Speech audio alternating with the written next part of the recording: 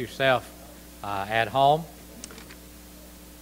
I know I have appreciated genuinely appreciated the efforts that have been put forth here by the student wives. I think they just did a tremendous job in decoration, and then also they have been serving, and so they've gone beyond the call of duty and helping to make this to go as smoothly as it has gone. So I think we ought to give the wives and all those who helped participate in this, and there were several, but I don't want to start calling names because I leave someone out, and I have to live here, so I don't want to do that and with you for the next few years. So let's give them a hand, though, in preparation of what they will do. Also, we're grateful to Brother Tony. I mentioned that earlier. Brother Tony DeBerry, they just did a tremendous job in preparing this food, and it's just really good.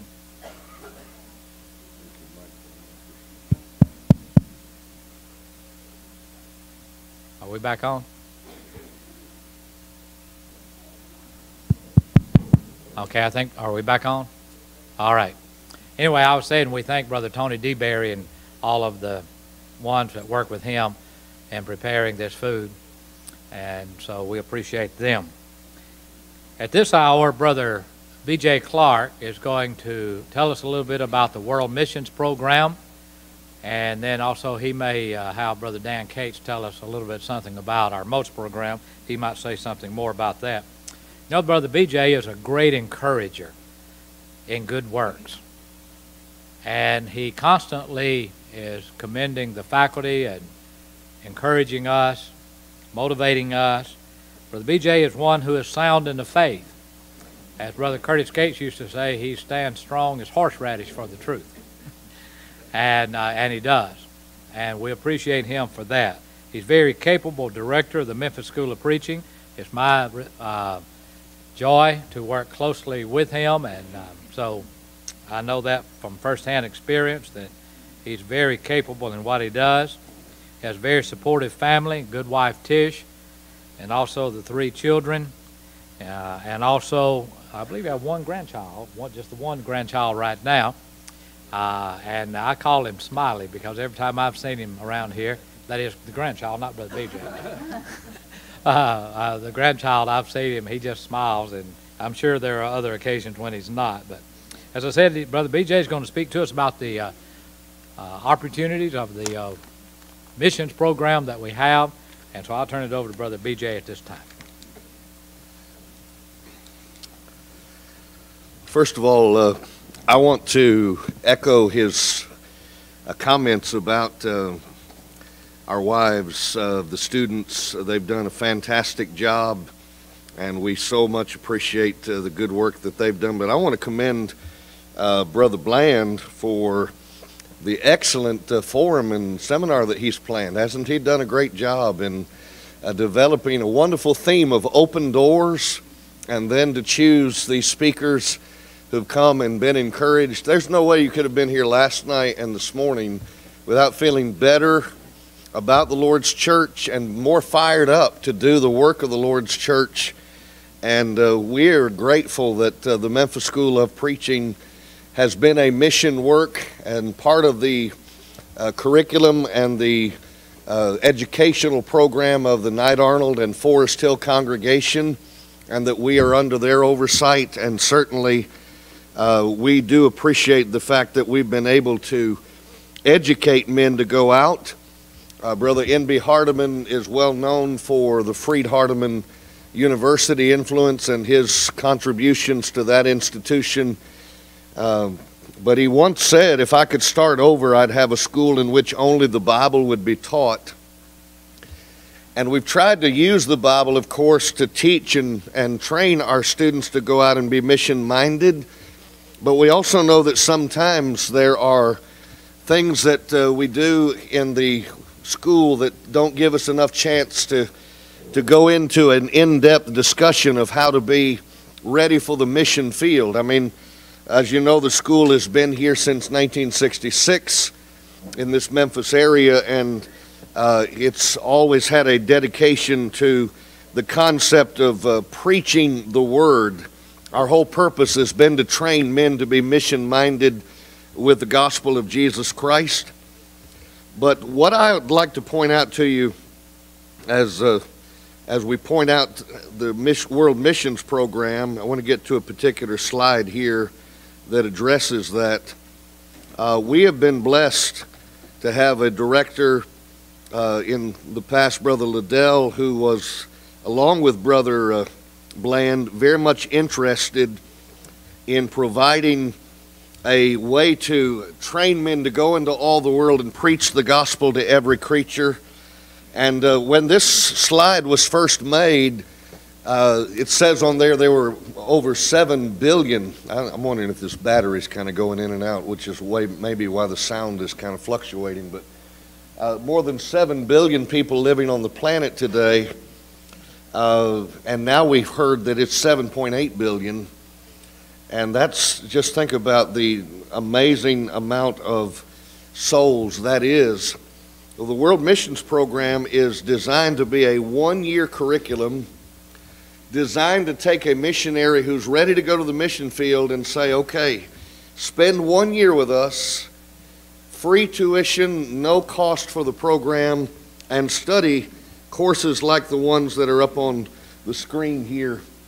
And I don't know whether, actually, I think I have to leave this particular program before I can look at that with you. But in our catalog, you'll find, and you may not be able to read that from where you are, and so I can certainly make it understandable to you. In the first quarter that one of our students enters into the missions program, they would be studying the biblical history of missions, cultural preparation for missions, because as you know, you don't just take a United States way of thinking into some mission fields. In fact, if you don't understand the culture into which you're entering, you're going to be at a great disadvantage. We think it's important, of course, to be personal and professional in wherever you may be preaching, and certainly that's why that class on principles of personal and professional ethics would be good for anyone. Advanced hermeneutics, how to explain the Bible in ways and that can be understood in no matter the culture where you are. Effective communication, church planting and growth, how to plant a church in a region. The second quarter looks at part 2 of biblical history of missions, and then family preparation for missions. Is it true or false that a missionary, if he takes his family with him, is going to have some challenges when it comes to his family's ability to acclimate to the work that they're going to be doing in a place that may be very different than they've ever known before? Principles of leadership, and then this course on understanding world religions.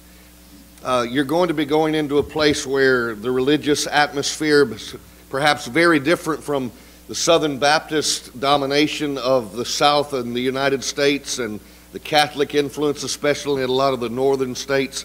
You do have some of that in other world religions, in other places in the world, I should say. But there are also some religious views that you're going to find in certain places that you need to be prepared for. And so this program prepares the student to understand world religions. And certain evangelistic methods are then spotlighted, as well as another class on effective communication. And then the third quarter of this one-year program deals with the history of Christian missionary efforts and what made them successful or not successful, a partnership preparation for missions, principles of service, some of the doctrinal challenges that would occur on the mission field, and then this one right here, destination research, learning in 2 quarters, the third and fourth quarter. These are right before you go and leave to go on your journey to begin your work. You learn about the culture you're going into. There's some Skype sessions sometimes set up to where you can talk to the members of the church where you'll be going, learn the language even, and some of those things are set up. We have the Rosetta Stone program available here in which people can start learning the language in a culture that maybe they have not learned before. And so this is just a summary of the courses that have been selected for 1 year to prepare someone to hit the ground running in the mission field. I think this is, quite frankly, a hidden treasure that a lot of people, we try to make it known to people, but we've never seen this grow to the point yet that I think it can grow to. I think if elderships were more aware that, hey, before we send this family overseas, why don't we support them for 1 year to get the maximum training they can get to be ready for the mission field, and that way when they get there, they'll be even more effective.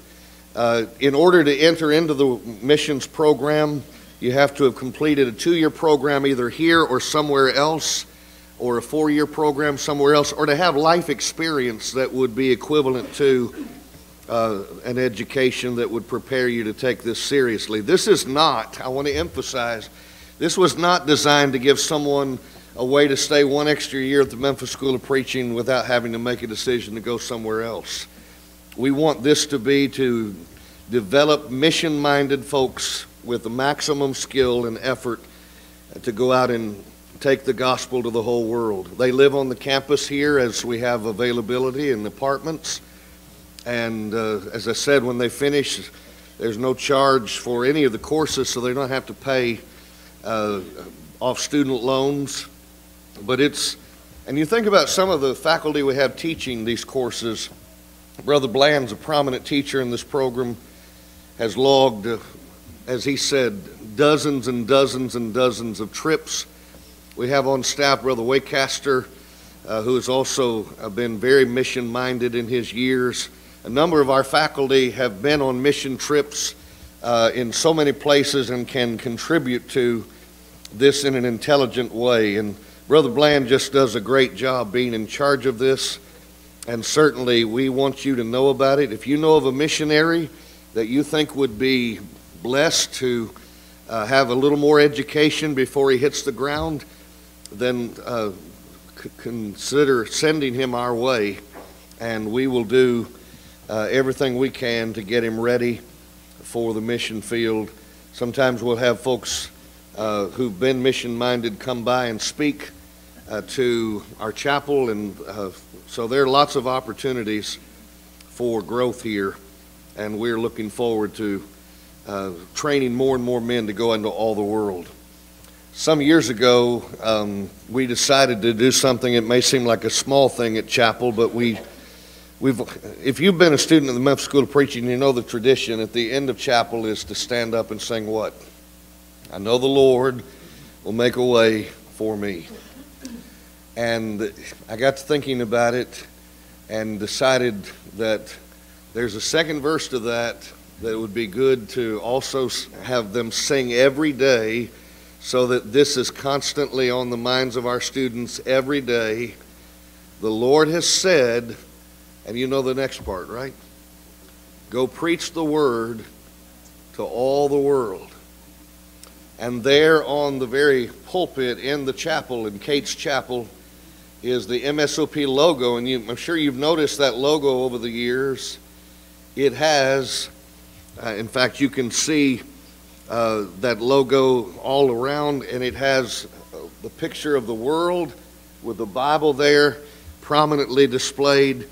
And so that is what we're trying to do, is to get people to take the Word of God to the whole world, and that's so very important. Brother Dan Cates is going to come and tell you another way that we're trying to get the gospel to more places through what we call as our MOST program. It used to be called the 3rd year program, but we changed it some years ago. It stands for, the M stands for Memphis School of Preaching, and the OST, Ongoing Spiritual Training. And we want our students here to learn for 2 years, but we know some can't come and dedicate 2 years of their lives to attending the School of Preaching, but we want to get the word out as many places as we can. Brother Dan Cates is our Dean of Communications. He's in charge of the MOST program. I'd like for him to come now and tell you a little bit about that.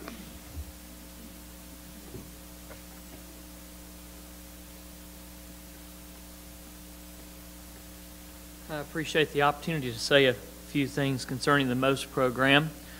Some of you that are in this room who have graduated from the school have taken some of the classes in the third-year program, perhaps even in the MOST program since it was rebranded, if you will, so you already know the benefit. Some of you may remember having heard about the third-year program for years. For a long time, the third-year program met in one of the rooms at the Memphis School of Preaching, and it was for whoever could come to campus one day a week. It was all day long on that day, open for anyone, not just open for those who were graduates of the Memphis School of Preaching. Well, through the foresight of Brother BJ and others, the idea was this is something that can go not just inside these walls, but throughout the world. And so those classes are now offered online. This site, which you see on the wall behind me, is MSOP, M-O-S-T, MSOPmost.org. This is the portal that takes you to the classes that are available already. We have roughly 3.5, 4 years worth of courses archived. We began a year and a half ago an 8-year schedule. Lord willing, over the course of this 8 years, we will be able to cover every book of the Bible in detail, and we'll be able to cover many other subjects which support our study of the Scripture. For instance, hermeneutics, Christian evidences. We're studying intertestament history right now and so forth. But I'm going to scroll down on this page so that you can see what the page looks like. You can watch whatever class is taking place at the time live just by clicking up there on a Thursday. The classes are at 11 o'clock and 2 o'clock and 6 o'clock on Thursdays. Brother Mosier teaches the 11 o'clock class right now on Numbers and Deuteronomy. I teach the 2 o'clock class on intertestament history, and Tom Waycaster teaches the 6 o'clock class on the book of Romans. But you can actually, if you're watching that live, click just below and participate in the live chat. At the very least, one person, perhaps others. In the case of my class, I know that I'm keeping an eye on that. I don't know that necessarily all the instructors will be able to do that in all of the classes, but somebody will be keeping an eye on that chat, and even if the instructor's not, a question could be funneled to the instructor. But that's how you can watch the live classes. Now, if you scroll down, you see the classes, which those are the ones being offered right now, which are being offered right now, and which have been already archived: Exodus and Leviticus, hermeneutics, Acts, general biblical introduction, Genesis, Matthew, the Revelation 1 and 2, Bible geography, John. There are actually 3 Johns. There is the Gospel account of John by Brother Don Walker, but also we have John 1 and 2 by T.J. Clarke. We are going to try not to have the same subject that close, but this was really an area of expertise of Brother Don, and so that was sort of a special exception, especially considering that we were working toward having the schedule that ultimately would be rotating. Hebrews, grammar in the Bible, New Testament introduction, Messiahship of Jesus, Old Testament introduction. Anyway, you get an idea of how many courses are already archived. I was thinking 3.5, 4 years. It may even be 4.5 or 5 scrolling through there. A lot of great material taught by brethren who love the truth, who are sound in doctrine, who have years of experience, whom, in the case of Brother Waycaster, Brother Mosier, whom students right now are able to really enjoy. Brother Walker, who's not teaching with us any longer. He's down at Southwest. Brother TJ, who still teaches with us but not in the MOST program. Some of these beloved instructors. You can go back and watch these. But I would encourage you, if you are a graduate of the school, if you're a graduate of a similar school, if you are just interested in studying the Bible, sign up. At the bottom of that page, you will see Sign Me Up. You can click on that, go to an enrollment form. If you just want to audit, not necessarily, you don't necessarily have to enroll. You can just start watching the classes. There are 3 different ways that you can participate. As one seeking an advanced diploma, a lot of outside work would accompany that. A certificate, that would be a modicum of outside work, or just auditing, and then you can just watch the classes. If you have questions, there is a FAQ link on the page, and I forget exactly where it is. There it is. You can click on that. That may answer what questions you have. If you have other questions, ask Brother Mosher. All right. Thank you all very much. Appreciate that, Dan. Thank you very much. You see what a boatload of information, good information that is, and you could cover a lot of material by watching those or profiting from taking those classes. That would be a wonderful thing. Regarding our regular 2-year program, we're also obviously always looking for students, and we'd love for you to send someone our way and have them take a look at the school, have us take a look at them. I want to, very quickly before our time gets completely away from us here, I want to deal with something here that I was going to show you that is, I think, known to most of you, but I want to make sure that it's known to all of you, and that is right here. It is as it's coming up on the screen. Let me show it to you here. There's some events that I want to tell you about. We have let me start here. We have a studio, state-of-the-art studio here on the campus, and our students are able to get the word to use Open Doors by way of radio. The program is called Students of the Word, and it airs on the Gospel Radio Network Tuesday mornings at 8:30. It's also replayed at 8:30 p.m.